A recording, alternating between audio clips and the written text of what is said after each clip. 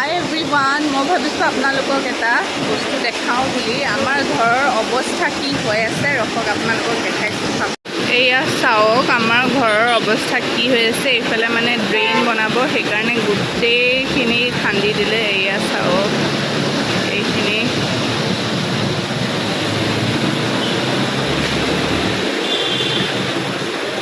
এয়া হৈ আছে আমাৰ ঘৰৰ অৱস্থা, বৰ্তমান অৱস্থা এয়া।